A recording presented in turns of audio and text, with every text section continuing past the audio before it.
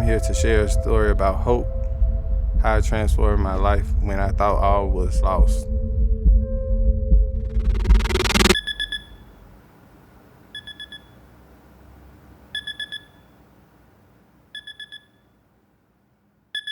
The first thing to go through my mind, get up, James, don't go back to sleep. I'm James Baitey. Running, period, just helped me overall my mental health. It's just part of my recovery. That's what it became. Before I just give up, I could go run and just reflect and push through.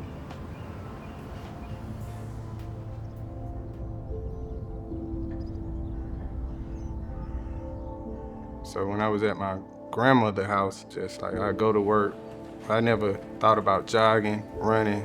It was just nothing good about it. It was sad the way I talked to my grandmama, me coming in drunk, upset, confused, and I didn't have no money, not having that relationship with my kids and not caring about myself. Yeah, it's a dark place, not trying to better myself. And I felt like it wasn't no future. Hopelessness, yeah, no direction, needed help, and I didn't think nobody could help me.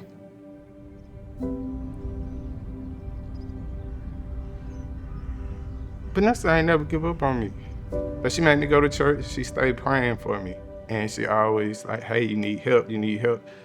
But I don't think she really knew about recovery. So I went to an Airbnb and I got real drunk that night. And I just stayed over there and stopped working and everything. I got caught up over there, spent all my money, I stopped going to work. And it was going on like 3 weeks. And I just prayed because I was doing bad now. And that next night, my brother came to get me. And usually my brother talked to me real nasty, he's like, don't steal my beer. Don't be acting like no junkie.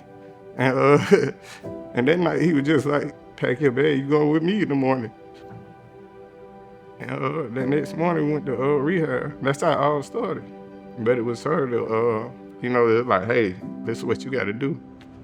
So I can't help you. You gotta stay in there like 2 weeks. And so I had an interview. Who are you? Tell me about yourself. What was your choice of drug? And so they asked me other questions. Would you like to run? Would you have a problem with jogging, getting up at 5 and jogging? And so that's when I first heard about Back on My Feet. And I said, I would like to do that.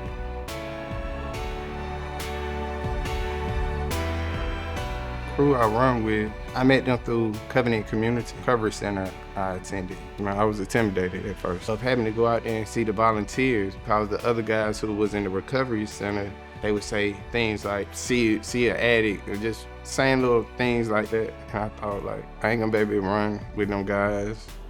I never ran before. I met James right when he came into the program. So I always tell the story where James would be smoking before we'd go for a run, and then he couldn't even run like a block or two. But he wanted to. You could tell he was interested in it, but he just couldn't physically do it. One of the things that was amazing about James is really early on in our relationship and the time at Back on My Feet, he quit smoking. Once he quit smoking, then he started to understand that if we ran a block, walked a block, that he could start to keep up with us. And James bought right into the discipline and consistency.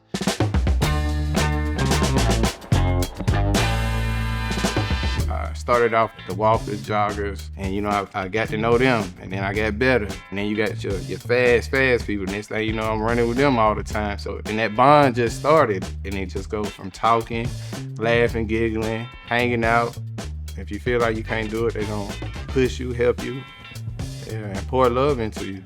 So to make me fit in. So I feel like I belong now. He's probably one of the most truly genuine people that you're ever gonna meet. I really didn't used to face my fears. Go to a GED class and not be scared. That was a real big accomplishment. Just to go sit in there with other people, other adults, and just able to hold a conversation with somebody. And when I used to fall back on type of stuff like that, I would just gave up. He's struggled in the past, but where he is today is such a stand-up individual. He's got such the brightest future. He's created his own playbook and he's aligned to it, being engaged, taking care of his kids. And he's created this entity now that he's defining what he wants to be as not only a husband of a man, and I'm very proud of him for that. And I'm lucky to know him. As I went on through the program, it helped me get my credit fixed. When I first started that, I was back on my child support, $30-something thousand behind. Then I caught up, paid that child support off. Tuesday, I ran 18 miles, so I'm training for the marathon. My sisters, my nieces and nephews, they look at me a totally different.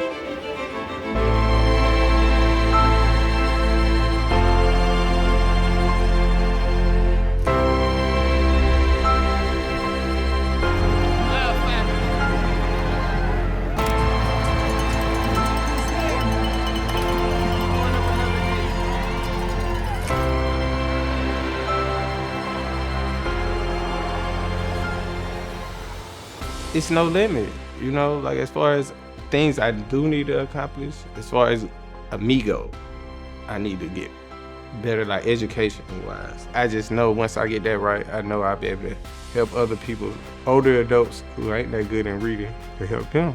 If I could leave one piece of advice for someone who's watching, just believe in yourself. Don't give up on yourself and give yourself a shot. And you can do anything you put your mind to.